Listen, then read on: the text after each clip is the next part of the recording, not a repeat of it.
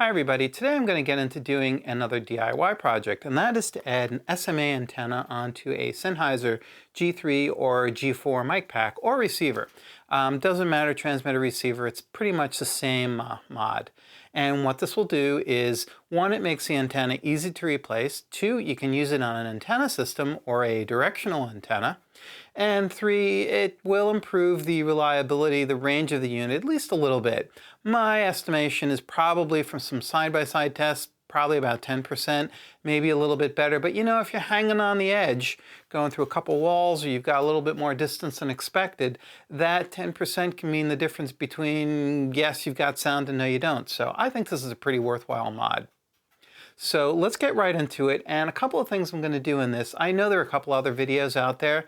They leave out a few critical details or use some less than great work methods, so I've got some better ways of doing this, so let's just get right into it. A couple tools that you have to have here is a Torx T6 and a T8. Those are for working on the case screws and circuit board screws, so you definitely need those. You probably also want something like an 8mm wrench, which is the size for the nut on these connectors that we're going to put in. We'll get to those in a minute. Forceps are certainly useful. They're helpful for working on these little tiny fine wires. I like these little mini cutters. I use them for everything. You might want a pair of strippers like this, but realistically you can strip the little ends of the wires with pretty much anything, so that's totally up to you. X-Acto knife of some sort may be useful. Of course, some good quality electronic solder. A soldering iron, preferably one that's got a grounded tip. I've got a nice one, but any grounded soldering iron should do. These guys are also sometimes incredibly helpful, and something you may or may not have. And this one's a little unique, and that is this little machinist mini vise. And I just use this for holding things. They're great to hold these connectors, or you can drop the unit in when you're working on it and hold it. And I don't necessarily mean that you're going to clamp it. It just gives you something to stop the unit so that you can hold it here, and while you work on it, it doesn't go anywhere instead of having it just flop and fly around, because there's pretty much no way to grab some of this stuff. So that's some of the tools that I used here. So let's get right to this. First, we're going to check no batteries. That's good. And flip this over, and we're going to take this Torx and take this apart.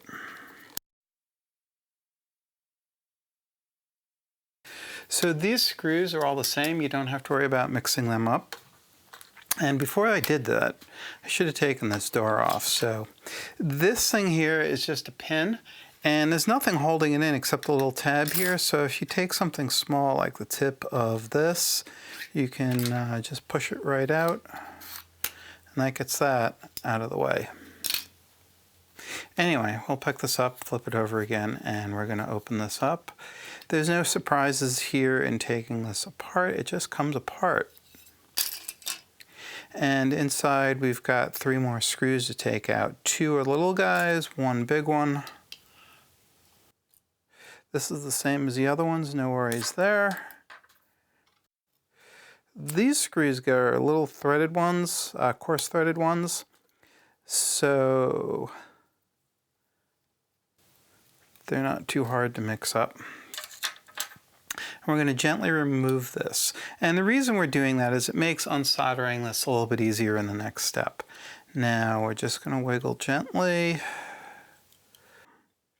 Now, by the way, I'm looking at this and I'm going to flip it over carefully. Notice the 2 buttons are missing. That is because I stuck to the circuit board here. And these are just loose. There's no big deal here if you go get that one. They come loose or something, you just drop them back into the hole, which is what I'm going to do. And flip these over so they're sitting square. So this is ready to go together again later. There we go. Just a quick look. That's not a little bit of residue in there from something. Not sure what that was. I don't think it was a spill, but it's probably at least 10 years old. Anyway, let's get to this. So the antenna's here. There is a little tab that needs to be unsoldered here. So that's what we're going to do. And to make the job a little easier, I am just going to place this in here. It's loose in here. I'm not doing this tight or anything. And that just makes the soldering a little bit easier. Okay, little continuity error here, but I wanted to orient this so you could see this a little bit better. And I'm kind of doing this backward from how I might, but all right, so we just got to get some heat on this one point. And it's out. It's that simple to remove this. And getting the new one in isn't that much more difficult. So which SMA connector should you use? There's a bunch of bad information out there about the wrong connector to use. Which is the wrong one? Well, this antenna is made with a coax cable crimp connector. It's designed to be mounted on the end of the cable. Instead, we made an antenna out of it.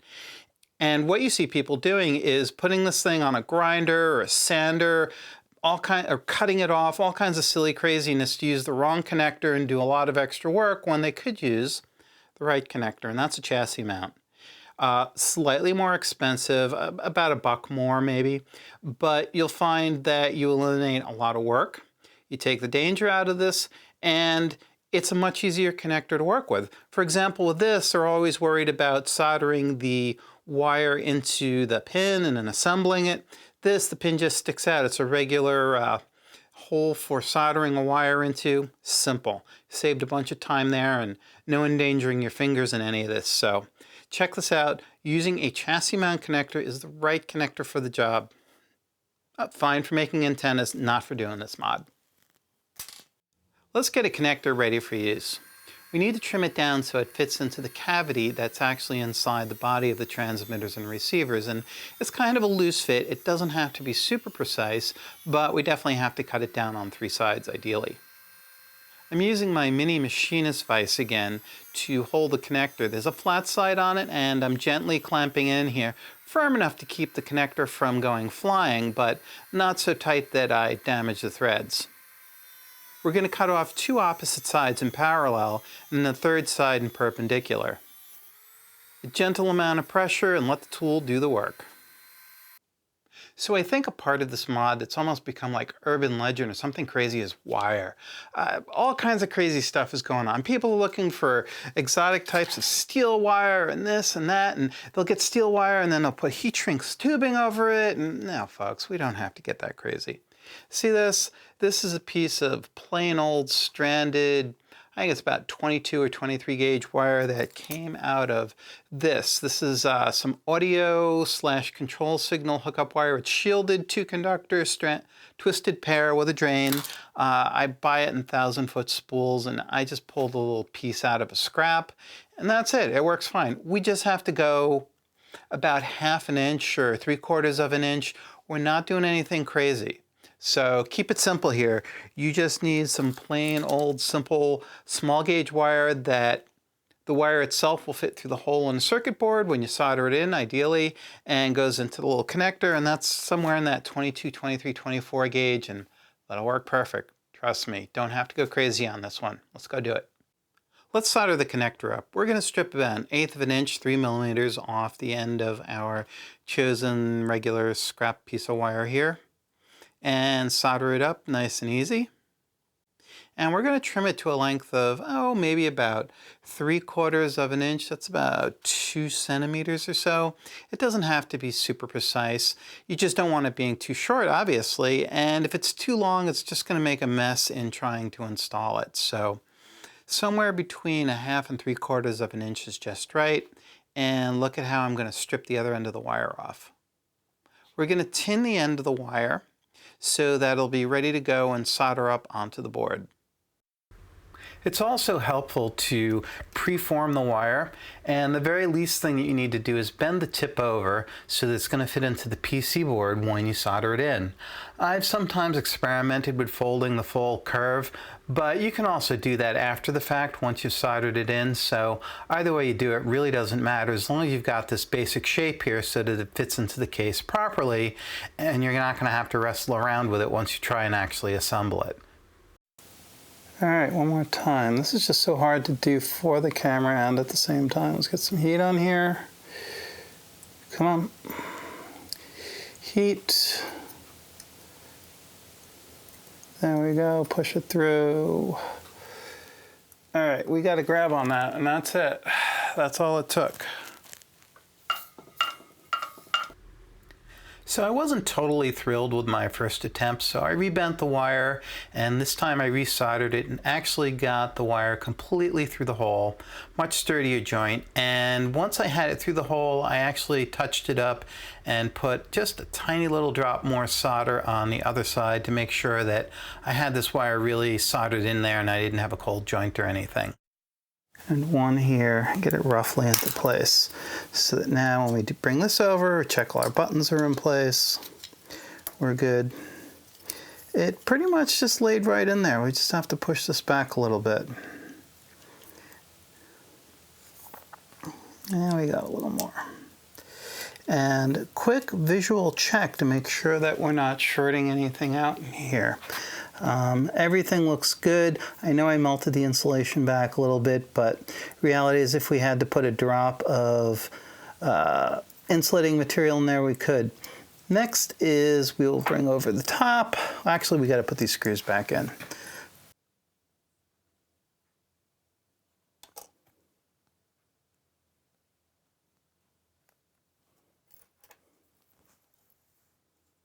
All right, let's put our lid on. Let's not do it upside down this time. And look to make sure that's all seated nice and square. All our edges are good, so we can put the screws in the back now.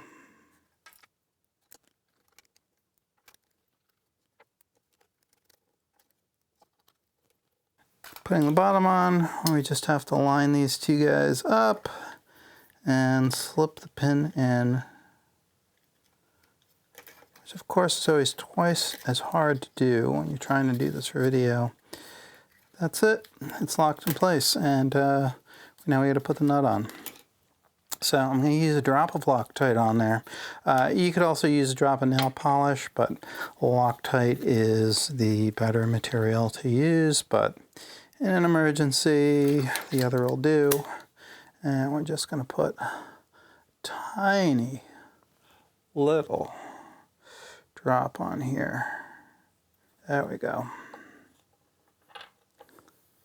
And we're going to use a lock washer, those parts facing up, and find a nut in here somewhere. It should be laying around. All right, now that I found that, we can spin this up. Just finger tight and about a quarter turn more. Yep. That's it. We're good. We're done. And we're ready to go. Oh, yeah. Hey, one more thing. True audio, remote audio, same thing. There we go. And there you have it. Once you get good at this, you can probably do this in about 10 minutes. And what I found was a little bit quicker was to sit and prep the parts, like to cut all these SMA jacks first. And you want to get the chassis mount ones because they're the easiest, simplest ones to work with. And you know, you just got to get to it. So this does open up some very interesting options that makes this G3 equipment a lot more useful and interesting, not just necessarily as my secondary backup emergency, I need one more mic system, but maybe a little bit more primary use too now.